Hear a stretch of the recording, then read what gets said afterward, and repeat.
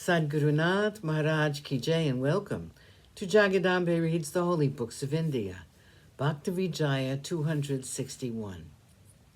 As you may remember, Saina the barber sat worshipping. Just then the officer of the king came and called him to come at once. Saina's wife told him, as he sat worshipping God, that the royal messenger was calling him. He said in reply, "Go and tell the officer that I'm not home." The call was repeated 4 times. To each one who came to call Saina, she said, "Saina is not at home."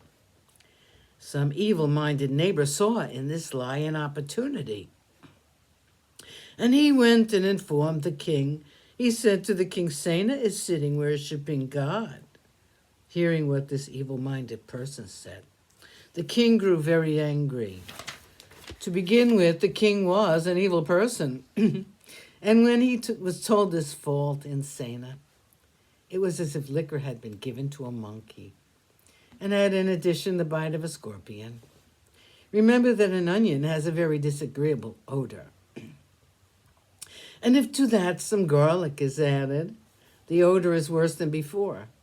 Similarly, evil-minded people are of the same species. The king said to his officer, "Bind Saina and bring him here. Fasten him into a bundle and throw him in the river." Krishna serves as barber. Knowing what was the king's intention, Narayana, the advocate of his bhaktas, took the form of Saina and came in the door of the king's palace. He who is the very first being, Narayana, the dweller on the sea of milk, recliner upon Shesha, he, Sri Hari, bringing his bag of barber's instruments, came to the door of the king. He whom Brahmadev and other gods and the rishis contemplate day and night, he, becoming Saina the barber, approached the king. He whom yogis continually bring to their contemplation, sitting on the beds of spikes, he, seeing the distress in which Saina was, became a barber and went to the king.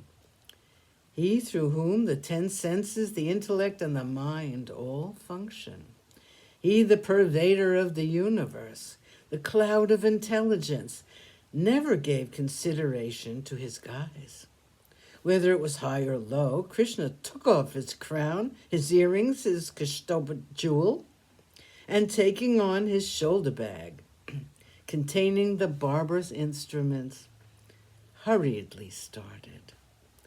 He for whose knowledge they search the Vedas and the Shastras, and humiliate themselves, he, Shripati, stood before the king and made him an obeisance. The moment the king saw this form of a barber taken by Sri Hari, his anger at once disappeared. Seating the king before him, he shaved him, and then this clever life of the world shampooed his head. The king said to him, "You must remain here with me. Amongst all barbers, I think you are the cleverest." "But," said the barber, incarnation of the life of the world, "I pervade the whole universe.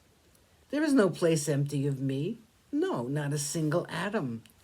So it is not in my power to come and go, to do or to remain. Although I do, I am not a doer.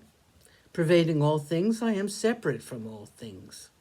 In order to carry out this errand for my bhakta, I have for the moment taken this form with qualities, but I can never put aside my condition of being unmanifested." As the holder of the Sharanga book, Sri Krishna said this, the king was made very happy, and to be rubbed over his body, he ordered fragrant oil. Placing a square seat made of sandalwood from the mountains of Maila, he came and sat upon it, and Saina rubbed the oil upon him.